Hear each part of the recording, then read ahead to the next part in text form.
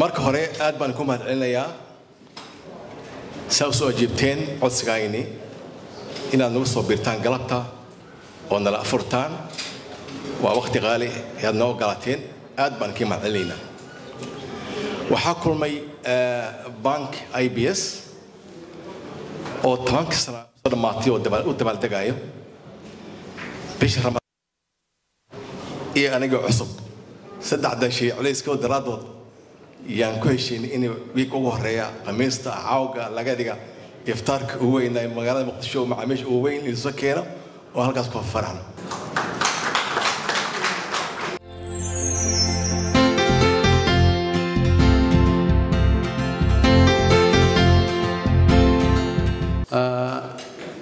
وآد وحلوقة فرحة بنكي أو بنكية كمدة ذلك عن الصومالي واللي بنكية أقرأها أو ما أنت حفلة لقى إفطار رمضان وكسو أديي دوال دقي الطمانات أنا لجوجو وحن لنا هي آدي هذا نقوم حدنا جوش نقول أحد البدن أو لقي ما أنت أو رمضان أن كجرنا ما لما هي إلهي بركيي أو إلهي قرآن كيس وكسو دقي أمانة يا أيها الذين آمنوا كتب عليكم الصيام كما كتب على الذين من قبلكم لعلكم تتقون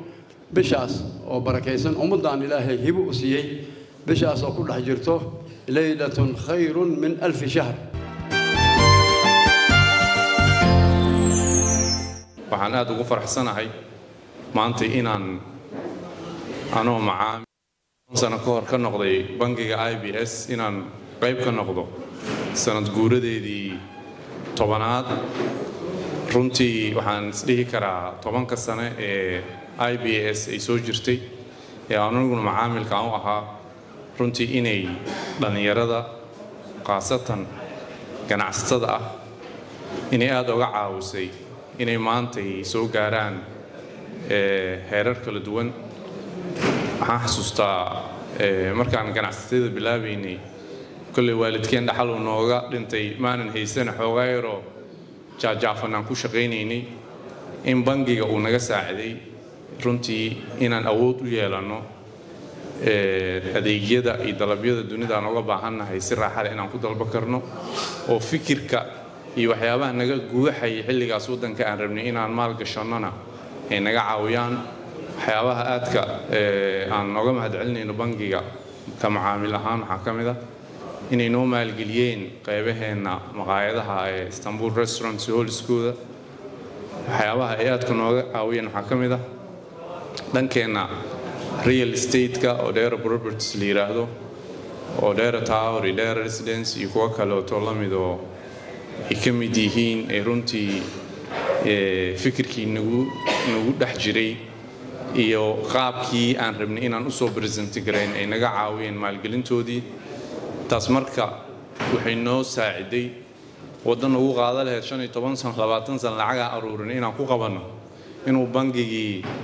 inta wixii aan u present gareyn u bandhigno oo muddo 2 3 4 5 maalmooda nalagu siiyo murabaxadii maalgelinta u baahnayn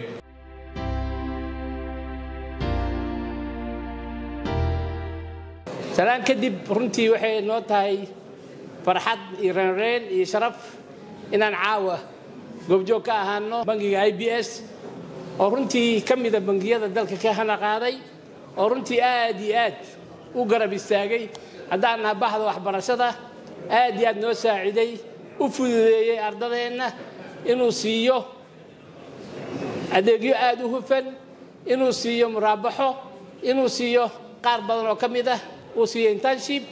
oo ay ku bartaan howlaha transactionka iyo arrimaha ganacsiga ee bangiyada runtii aad baan u bogaadinaynaa waxaan rabnaa haddii alla idmo shalay intuu noo qaban jiray toban laabkeeda maanta ka filaynaa bacdama uu qaan gaaray uu soo toban jirsaday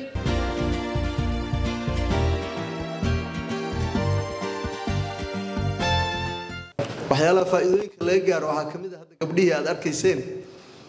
ee maxaan ku radaa wax soo saarka dalka saarata noogu kala macnaynayay maxaan ku radaa galeydii iyo masirtii iyo maxaan ku radaa waambihii iyo alaabtii oo dhan waa wax bangiyada ay taraan dadkaas yararka in wax la taro oo la soo qaado aad loogu baahan yahay wax soo saarka dalkana in la garab istaago aadan u soo dhaweynayna IBS runtii waa bangiga aan xasuusto markii u horeysay xamrweyne laga furayay oo madaxweyne xasan sheekh xilligaasi madaxweynaha ee furay wadanka dhanna wax horumar ah ma jirin waa yaryaraa marka uu soo degay iyo meesha uu galay iyo meesha uu furay wax kooban ay ahayd baayada dhanba laakiin hadda waxaan maraynaa ma sha Allah meel aan caadi ahayn iyo dhul waaweyn iyo ina mashaariic waaweyn aan higsanayno waxaan rajaynaynaa bangigan maadaama uu 10 jirsaday marka dambe inaan ugu nimaano soo warshadihii dalka mid kamid ah Soomaaliya haday noqon lahayd tii sonkorta ama tii dharka ama tii maangaha ama warshadihii la arki jiro dalkeena oo lahaa qaar kamid ah markaan bangiyadeena inay u jeestaan iyo ganacsatada inay isugu tagto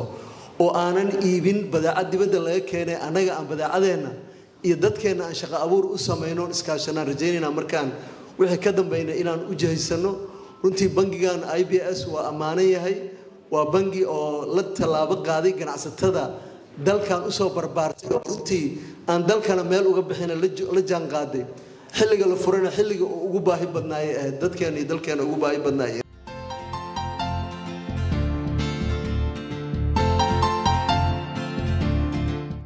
ganacsigu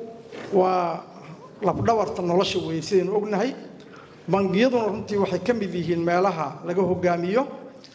marka waxa mudan in bangiyadeena oo IBS runtii uu ka mid yahay bangiyada leading-ka ah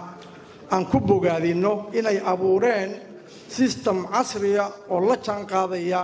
financial system-ka adduunka runtii waxaan marxaati ka ahay kaararkii hadda halkan laga xayeysiinayay la soo bandhigay inaan isticmaalay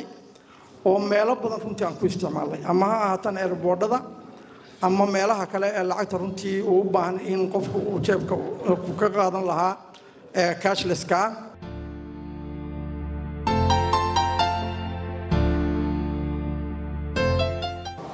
galabta cashadan ama afurkan waa cimaamad ganacsatadu leedahay weeye inteena kale waa idin camiraynaa waan idin bogaadinaynaa runtii IBS saad taariikhdii hadda ka soo dhigateen koobnayd runtii waxaad arkaysaan inuu soo jaray waqtigu waa iska ordaya wuxuu soo jaray runtii hal dakeedu soo dhameeyay waa qaan gaaray runtii waxaan oran karaa intaas idinku soo gaaray waa mahadsantihiin ka badanaad mahadsantihiin waxaa leediin wax mahad celin ka weyn sababtoo hawshan baaxadda leh ee la soo qabtay runtii haddayna garbaha uga jirin haddayna lagu u ahayn haddayna gacmo u ahayn meesha kama igan kacdeen haddana waxaan hiigsanaynaa labackaalayn cusub oo aad u culus waxaan rabnaa nadar rikoor kale inaan dhigno Soomaaliya si dhow adduunka uga dabageyno yuu baahan yahay again idinku idin baahan yahay intaan bad idinku soo gaaray marka waxaan leeyahay ganacsato sektarada jooga meeshan looma kala harin maanta saan u sheegay balabeentii meeshan fadhisa sektor ka maqan sektarada shaqeeya hadday noqon lahayd airlines hadday noqon lahayd education hadday noqon lahayd caafimaad hadday noqon lahayd wax soo saar hadday noqon lahayd beero hadday noqon lahayd production iyo warshado hadday noqon lahayd waa isku dhantihiin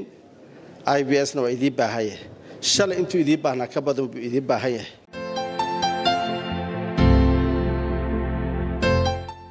waynaan u hambaliyeyno tallaabada geesinimada leh ee ay qaadeen ganacsatada Soomaaliyeed gaar ahaan ganacsatada IBS oo ku dhiiraday in bangi laga furo wadanka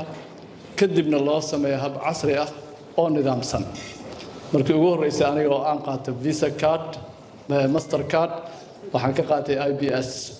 bank